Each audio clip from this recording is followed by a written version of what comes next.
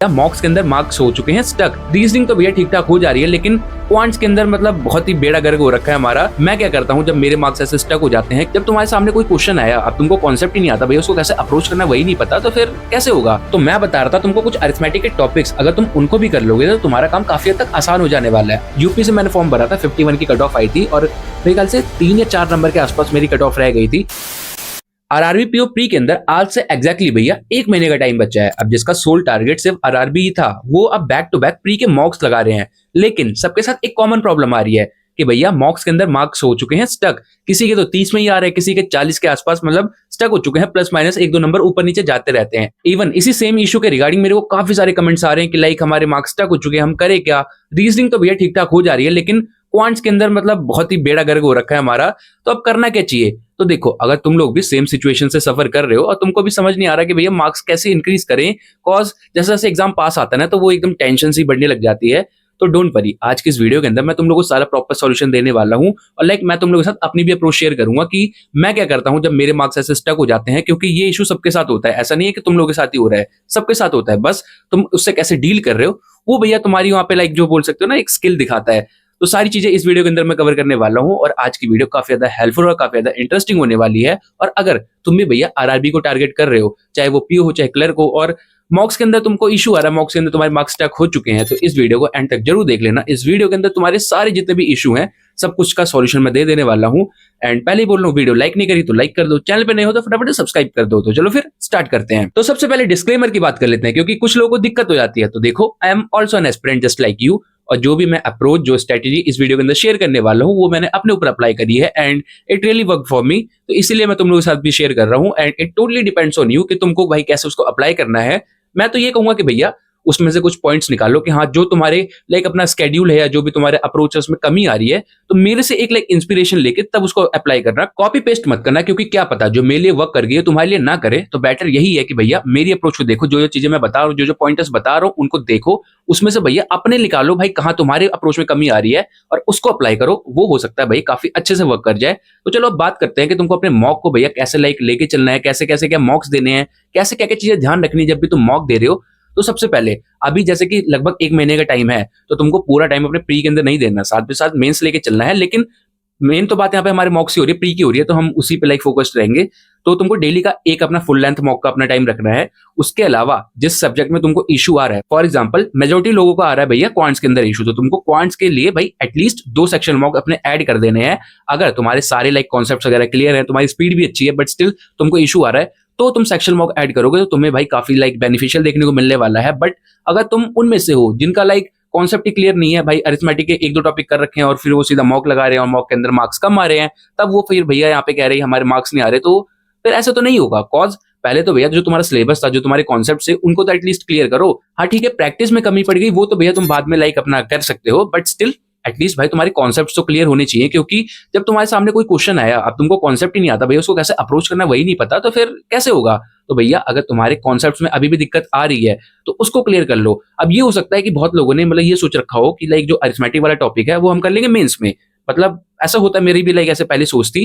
तो अगर तुम उनमें से हो और जो सिर्फ लाइक स्पीड मैथ्स और डीआई पे अभी डिपेंडेंट हो, तो मैं तुम लोग को ये सजेस्ट करूंगा कि अरिथमेटिक के कुछ अपने ऐसे टॉपिक्स होते हैं जो कि लाइक बोल सकते हो कि मेजॉरिटी क्वेश्चन उनमें से आते हैं, उनको अगर तुम कर लोगे प्रिपेयर तो मतलब काफी लाइक हद तक तुम्हारा काम आसान हो जाने वाला है। तुम अपनी डीआई भी कर लोगे, अपनी स्पीड मैथ्स भी कर लोगे, उसके अलावा कुछ अरिथमेटिक के भी क्वेश्चंस कर लोगे, तो तुम्हारा काम काफी ज्यादा आसान हो जाने वाला है। तो वो टॉपिक्स की हम बात आगे करते हैं। उससे पहले मेरे को काफी सारे क्वेश्चंस ये भी आ रहे थे कि लाइक मैं कौन सा मॉक यूज करता हूँ, कौन सा बेस्ट मॉक सोर्स है जो कि हमको यूज करना चाहिए, जो ज्यादा एग्जाम रेलिवेंट रहता है। तो देखो, मैं अपनी प्रिपरेशन की जर्नी में भैया सबसे पहले प्रायोरिटाइज करता हूँ गाइडली के मॉक्स। और गाइडली के मॉक्स मेरे को इसलिए भी पसंद है कॉज सबसे पहले तो ये एक लाइक चीप रहते हैं काफी और मॉक्स के कंपैरिजन में, और मॉक्स मतलब काफी लाइक एक्सपेंसिव होते हैं, थोड़ा सा जेब हमारी डेली कर देते हैं। बट गाइडली के मॉक्स हमको लाइक अराउंड 175 रुपीज में देखने को मिल जाते हैं फॉर 9 मंथ्स। और इनके जो मॉक्स का लेवल रहता है वो थोड़ा सा एग्जाम से ऊपर लेवल का रहता है। अब उससे क्या फायदा होगा कि तुम यहाँ पे भैया हार्ड लेवल के क्वेश्चंस की प्रैक्टिस कर लोगे और जब तुम एग्जाम में जाओगे वहां पे तुमको इजी क्वेश्चंस देखने को मिलेंगे, तो ऑटोमेटिकली तुम भैया maximum number of questions attempt कर लोगे, तुम्हारे मैक्सिमम अटेम्प्ट्स रहेंगे और अच्छा खासा तुम स्कोर कर लोगे। अब ये चीज वो लोग रिलेट कर सकते हैं जिन्होंने लाइक हार्ड लेवल के मॉक्स लगाए हैं और फिर जाके एग्जाम दिया है, तो उनको पता चल जाएगा कि मतलब क्या सीन है यार। तो बेटर यही है कि तुम एग्जाम बिल्कुल एग्जाम लेवल के मॉक्स मत ढूंढो, थोड़ा सा हार्डर साइड ढूंढो, ताकि उससे तुमको फायदा देखने को मिले। और वो चीज यहाँ पे गाइडली काफी अच्छे से प्रोवाइड करता है। एंड इवन तुमने मॉक अटेम्प्ट करा और कुछ क्वेश्चन तुमसे नहीं बने, अब तुमको उनका सॉल्यूशन देखना है, तो यहाँ पे तुमको एआई पावर्ड सॉल्यूशन देखने को मिलेंगे, जिसमें तुम स्टेप बाय स्टेप सॉल्यूशन देख लोगे कि भैया कैसे उस क्वेश्चन को सॉल्व करा गया है, कैसे बेस्ट अप्रोच से उस क्वेश्चन को अटेम्प्ट करा गया है। तो उससे भी लाइक तुम्हारा जो प्रैक्टिस वाला काम रहेगा वो काफी ज्यादा आसान हो जाने वाला है। तो अब देरी किस बात की, अगर तुम भी अपनी प्रिपरेशन की जर्नी को और ज्यादा लेवल अप करना चाहते हो तो तुम गाइडली के मॉक्स को ऐड कर सकते हो। अब इसकी लिंक तुम लोग को डायरेक्टली डिस्क्रिप्शन में देखने को मिल जाएगी, वहां से क्लिक करके आ सकते हो। अदरवाइज गाइडली के साइट पे आना, यहाँ पे प्लेटिनम मॉक टेस्ट, इस पे व्यू पैकेज पे जाना, रिन्यू नाउ पे जाना, और यहाँ पे हैव अ कूपन कोड पे मेरा कूपन कोड जो कि है अंकुर12, इसको अप्लाई करोगे तो तुमको यहाँ पे मैक्सिमम डिस्काउंट देखने को मिल जाएगा। एंड तुमको ये मॉक सिर्फ 175 का पड़ जाएगा, जो कि चीपेस्ट मॉक है। आई थिंक सो कोई और प्लेटफॉर्म ये प्रोवाइड नहीं करता है।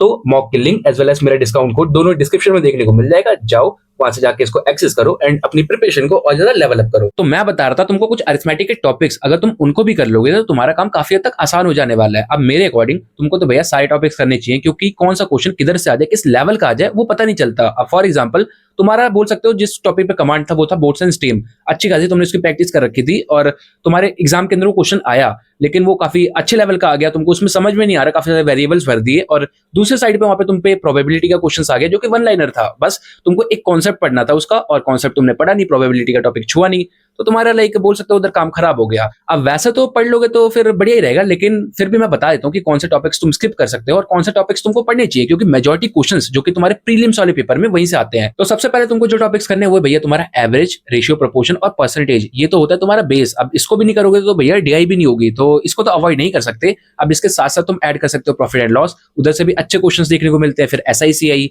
देन उसके बाद में हो जाएगा तुम्हारा boats and stream, speed, time, distance, mixture and allegation से भी काफी क्वेश्चंस आते हैं और मतलब काफी इजी टॉपिक है, अगर थोड़े सा टाइम दे दोगे तो इजीली हो जाएगा।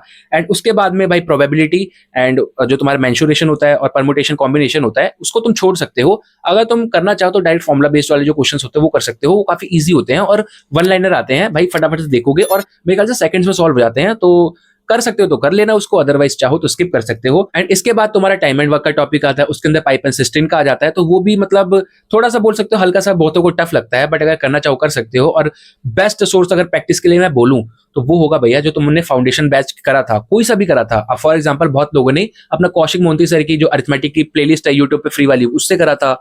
बहुतों ने अपना आशीष अरोड़ा सर के जो मैथ्स हीरो कोर्स था उधर से करा था, या और भी टीचर से कहीं से भी तुमने करा था। तो जो तुम्हारी फाउंडेशन बैच की अपनी क्लास पीडीएफ थी जिनके थ्रू तुमने अरिथमेटिक सीखा था, तो उनको तुम दोबारा सॉल्व कर लेना, क्योंकि अगर किसी तीसरी पीडीएफ पे जाओगे तो भैया एक तो क्वेश्चन तुमसे बनने नहीं वाले और काफी ज्यादा टाइम लगेगा, और तुम्हारी क्लास पीडीएफ अगर सॉल्व करोगे तो मोस्टली क्वेश्चन बन जाने वाले, कॉज एक बार तुमने उनको पहले सॉल्व कर रखा है। और जहां पे तुम अटक रहे हो, जो क्वेश्चन समझ में नहीं आ रहा हो, वो फटाफट से जाओ लेक्चर में वो वाला क्वेश्चन खोलो और देख लो भाई टीचर की क्या अप्रोच थी और तुम यहाँ पे क्या गलती कर रहे थे।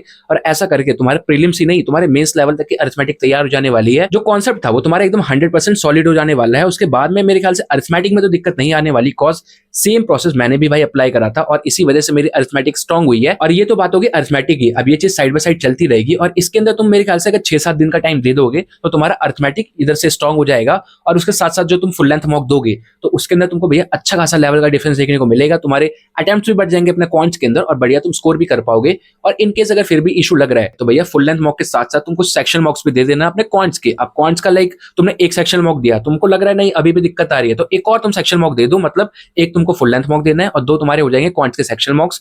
अब जो फुल लेंथ मॉक दोगे उसके अंदर कुछ क्वेश्चंस बचेंगे, क्योंकि सारे क्वेश्चन सॉल्व नहीं होते, तो उनको एक बार तुम खुद से बैठ के सॉल्व कर लेना। फिर जो अपने सेक्शन मॉक्स रहेंगे उनमें से कुछ क्वेश्चंस बचेंगे, तो ओवरऑल भैया इतने सारे क्वेश्चंस कर लोगे तो ऑटोमेटिकली तुम्हारा टॉपिक मतलब एकदम सॉलिड हो जाने वाला है, कुछ तुमको उसमें एक्स्ट्रा करने की जरूरत नहीं है और बस ऐसे तुम्हारे मार्क्स वगैरह इंक्रीज होने लग जाएंगे। देन अब अगर बात करें रीजनिंग की, अब देखो रीजनिंग तो वैसे भैया काफी स्कोरिंग सब्जेक्ट होता है, सब कोई इसमें अच्छा खासा स्कोर कर लेते हैं, बट किसी किसी को इसमें स्पीड में इशू आता है, लाइक पजल वगैरह टाइम पे नहीं बनती, तो उनके लिए मैं ये सजेस्ट करूंगा कि डेली बेसिस पे तुम पीओ प्री लेवल के पजल्स प्लस सेटिंग अरेंजमेंट कम से कम 10 से 15 प्रैक्टिस कर डालो। अब वो जो तुम्हारे अपने पजल और सेटिंग अरेंजमेंट इस लेवल के होने चाहिए कि उसके अंदर प्रॉपर वेरिएबल्स भी हो और अगर तुम्हारा सीटिंग अरेंजमेंट हो तो उसमें नॉर्थ साउथ डायरेक्शन भी हो, तो जो टिपिकल लाइक पीओ लेवल के होने चाहिए। अब उससे तुम्हारे अच्छे खासे लाइक क्वेश्चंस भी प्रैक्टिस हो जाएंगे, तुम्हारी स्पीड भी बिल्ड हो जाएगी, और जब तुम अपने लाइक मॉक्स दोगे, सेक्शन मॉक दो चाहे फुल लेंथ मॉक दोगे, तो वहां पे तुमको वास्ट डिफरेंस देखने को मिलेगा और जो तुम्हारा स्कोर स्टक हो गया था वो अच्छा खासा इंक्रीज हो जाने वाला है। अब मैं तुम लोग को अपने लास्ट ईयर आरआरबी पीओ की स्टोरी बताऊं तो मैंने अपनी प्रिपरेशन आई थिंक जुलाई में शुरू करी थी और अगस्त 3 तारीख को मेरा आरआरबी पीओ का एग्जाम था। अब वो 1-1.5 महीने जो भी था उसके अंदर मैंने क्या प्रिपरेशन करा क्या नहीं करा मेरे को कुछ याद नहीं है, बट इतना याद है कि मैं ऑलमोस्ट अपने कट ऑफ के पास में पहुंच गया था। यूपी से मैंने फॉर्म भरा था, 51 की कट ऑफ आई थी और मेरे ख्याल से 3 या 4 नंबर के आसपास मेरी कट ऑफ रह गई थी। और जो मेरा मेजोरिटी पार्ट था वो रीजनिंग ने कवर कर दिया था और क्वांट्स के अंदर मेरे सिर्फ 9 से 10 क्वेश्चन अटेम्प्ट हुए थे। मेनली स्पीड मैथ्स करी थी और डीआई करी थी, और अरिथमेटिक का तो दूर दूर तक कोई नामो निशान नहीं था क्योंकि यार सिलेबस भी कंप्लीट नहीं हुआ था, तो मैं फिर क्या ही वहां पे जाके कर देता। बट थोड़ा रीजनिंग के अंदर मैंने खींच दिया था, तो अपने मिसलेनियस भी कर दिए थे एंड कुछ पजल्स भी बन गए थे, जिसकी वजह से उतना ठीक ठाक लेवल का हमारा मतलब हो गया था स्कोर। बट मैं तुम लोग को ये सजेस्ट करूंगा कि भैया मेरी तरफ भागना मत। तुम अगर लाइक फर्स्ट टाइम अपना आरआरबी पीओ प्री देने वाले हो तो तुमको प्रीलिम्स प्लस मेंस दोनों साथ में लेके चलना है। अब तुम्हारा प्रीलिम्स का सिलेबस हो गया तो तुम अपने उसके मॉक्स लगाओ, प्रैक्टिस करो, प्लस साइड बाय साइड अपने मेंस के लेक्चर लेके चलो, क्योंकि इससे तुम्हारा लाइक आगे कोई भी एग्जाम आएगा, नॉट ओनली मैं आरआरबी की बात कर रहा हूँ, उसके अलावा नेक्स्ट ईयर भी एग्जाम आएगा तो उसमें तुमको काफी ज्यादा बेनिफिट देखने को मिलेगा, क्योंकि तुम्हारे दोनों बेस तैयार हैं। अब तुम सिर्फ प्रीलिम्स में लगे रहोगे और प्रीलिम्स तुमने क्लियर भी कर लिया, तुम्हारा मेंस का कोई लेना देना ही नहीं है, तो फिर दिक्कत हो जाएगी। तो इसीलिए प्रीलिम्स प्लस मेंस दोनों साथ में लेके चलोगे तो काफी ज्यादा बेनिफिट करेगा। और ये चीज मेरे को काफी टाइम बाद समझ में आई, लेकिन वही है ना, देर आए दुरुस्त आए, अब थोड़ा सा ट्रैक पे आ चुके हैं। बस यही है कि अब अच्छा देना है। एनीवेज आई थिंक सो जो भी डाउट तुम्हारे मॉक के मार्क्स के रिगार्डिंग थे वो सारे डाउट मैंने क्लियर कर दिए हैं। एंड इनकेस अगर कोई भी डाउट अभी भी बचता है तो कमेंट सेक्शन तुम्हारे पास है, मस्त कमेंट करके पूछना, मैं वहां पे रिप्लाई कर दूंगा। इनकेस अगर वहां पे रिप्लाई नहीं कर रहा हूं तो मेरा टेलीग्राम चैनल ज्वाइन कर लेना, वहां पे ग्रुप है, ग्रुप को ज्वाइन कर लो, वहां पे मेरे साथ साथ भैया 600 लोग और रिप्लाई कर देंगे, तो तुम्हारा काम आसान हो जाने वाला है। जो भी तुम्हारे डाउट्स है सारे सॉल्व हो जाने वाले हैं। टेलीग्राम की लिंक डिस्क्रिप्शन में देखने को मिल जाएगी, अदरवाइज सिंपली अंकुर है 01 टाइप करोगे तब भी तुमको टेलीग्राम देखने को मिल जाएगा।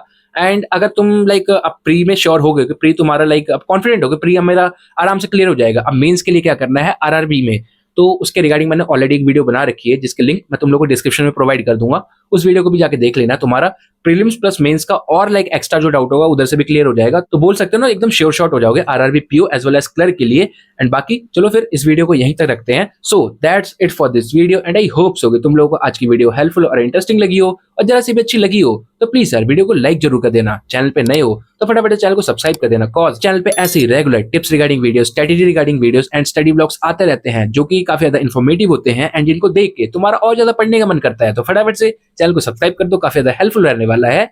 एंड साथ ही साथ मेरा टेलीग्राम चैनल ज्वाइन कर लेना, जैसे मैंने कहा लिंक डिस्क्रिप्शन में, या फिर सिंपली अंकुर 01 टाइप कर देना, टेलीग्राम चैनल देखने को मिल जाएगा। वहां पे डेली बेसिस पे टू डू लिस्ट प्री के लिए as well as for mains के लिए practice PDFs, newspapers, editorials, current affair की पीडीएफ सब कुछ देखने को मिल जाता है। तो तुम्हारे प्रैक्टिस के लिए जो एक बोल सकते हैं एक सॉल्यूशन है वो है मेरा टेलीग्राम चैनल, उसको जाकर ज्वाइन कर लेना, तुमको वहां पे सब कुछ देखने को मिल जाएगा। तो फटाफट से भाई चैनल सब्सक्राइब करो, टेलीग्राम चैनल ज्वाइन करो और फिर मस्त मिलकर प्रिपेयर करेंगे एंड अपना एग्जाम निकालेंगे। तो चलो फिर अब मिलते हैं नेक्स्ट वीडियो में, टिल देन बाय बाय।